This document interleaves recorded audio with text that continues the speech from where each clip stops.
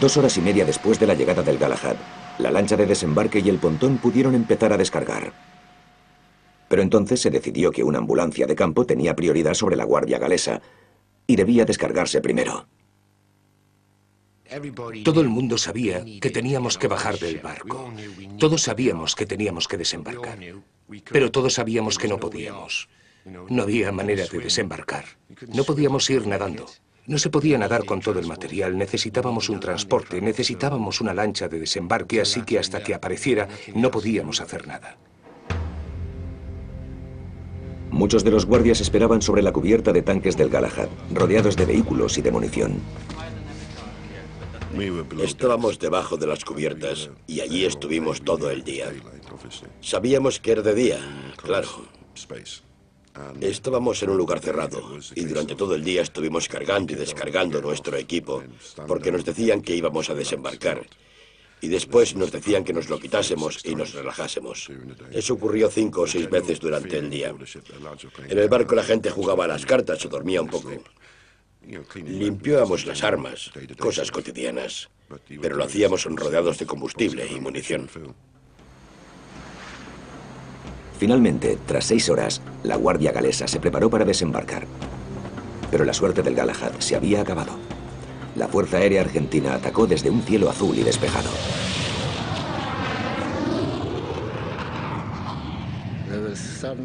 De repente oímos un rugido y miré hacia arriba y vi la parte de abajo de unos 5 aviones o incluso 6. Los 2 primeros acababan de soltar bombas cilíndricas de punta plana que caían girando. Todavía tengo esa imagen grabada. Desaparecieron por la escotilla y salió una llamarada.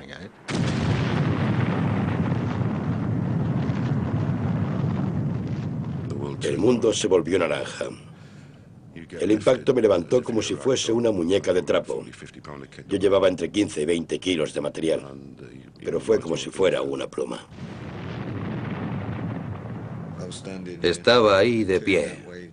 Me volví a mirar hacia mi izquierda cuando hubo la explosión. Y la bola de fuego me golpeó el lado izquierdo. Aspiró todo el aire de mi cuerpo. No es que contuviera el aliento. No había aliento que contener. Estaba volando. Me temblaban todos los huesos. Me dolían todos los nervios. Lo único que pude oír cuando nos dieron fue un ruido de ráfaga. A mi izquierda estaba la unidad de mortero. A ellos les dio de pleno. Me encontré entre un amasijo de cuerpos, de hombres vivos. Tenía gente debajo y tenía gente encima. En la montaña en la que estábamos, cuanto más altos, más quemados. Tuve mucha suerte, ya que los chicos que había delante de mí pararon un poco el golpe.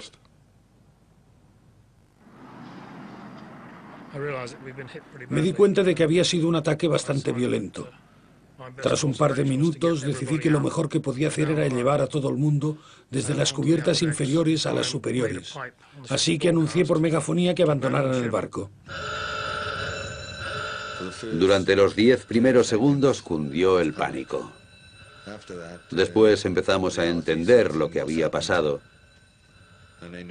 y actuamos con profesionalidad. Todo el mundo empezó a subir lo más rápido posible. Entonces empezaron a salir por la puerta. Estaban todos quemados, humeaban, había fuego, tenían la ropa en llamas. Estaban todos muy mal. Y salían en grandes cantidades por la puerta. No había espacio, fue horrible. Unos 30 segundos después de que saliésemos a la cubierta de tanques por tercera vez, tras sacar a todo el mundo, hubo una gran explosión. La munición estalló, estallaron los vehículos y supimos que no valía la pena volver a bajar, porque todos habían muerto. Es horrible. Lo primero que piensas es que, gracias a Dios, es otra persona y no tú. Y en cuanto lo piensas, te arrepientes, porque esa otra persona es uno de tus compañeros. Cerca de allí, en la ensenada de Bahía Agradable, el oficial al mando Johnny Rickett y su sargento mayor, Tony Davis, no tenían ni idea de dónde estaba la otra mitad de sus hombres. Lo recuerdo muy bien. Y si lo pienso, vuelvo a vivirlo. Cogí a Tony y nos montamos en la moto. Veíamos una columna de humo que salía de un barco, uno de los dos barcos que estaban en el puerto de Fitzroy. No sabíamos que nuestros chicos estaban en ese barco cuando lo bombardearon.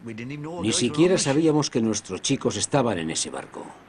Muy dentro de mí, cuando vi que habían alcanzado un barco, no sé si fue una premonición, pero supe que había guardias galeses a bordo de ese barco.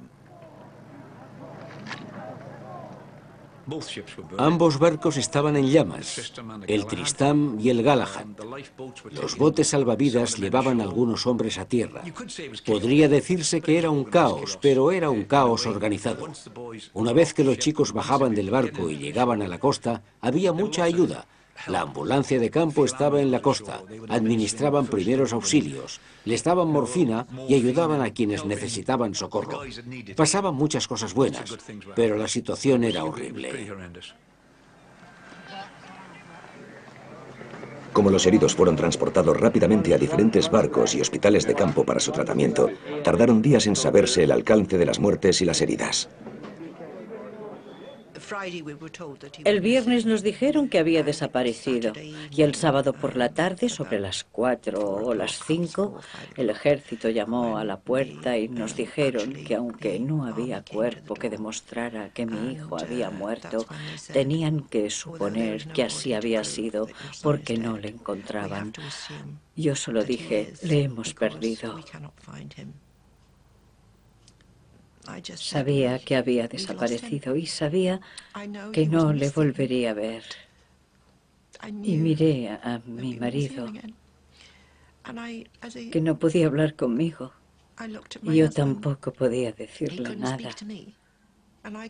Y recuerdo que se golpeó la cabeza contra la pared,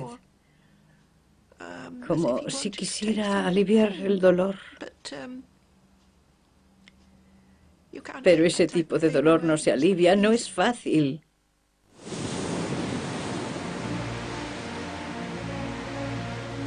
Seis días después del bombardeo del Sir Galahad, el 14 de junio de 1982, las fuerzas argentinas se rindieron. Cabo de tierra Anthony Berg. Sargento de tierra James Carlyle. Guardia Ian Dale. Mientras el resto de la Fuerza Especial celebraba la victoria en las Malvinas, la Guardia Galesa regresó a Fitzroy para celebrar un funeral. Se hizo a bordo del Tristram, mientras el Galahad seguía ardiendo junto a él.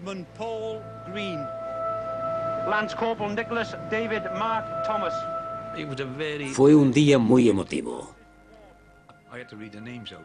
Tuve que leer los nombres de los chicos que habían muerto.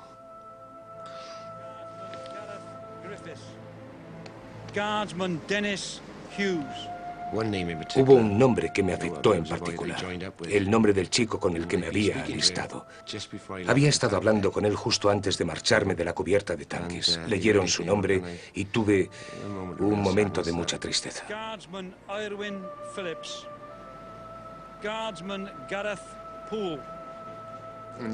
Les conocía a todos.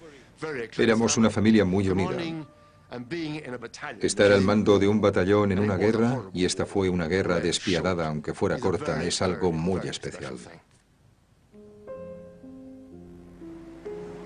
Por la mañana y cuando se ponga el sol, les recordaremos. Les recordaremos.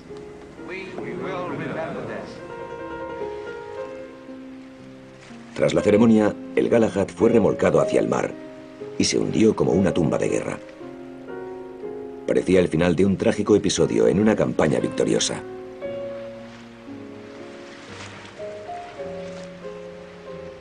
Pero para muchos de los que habían sobrevivido a la tragedia, esta todavía no había terminado.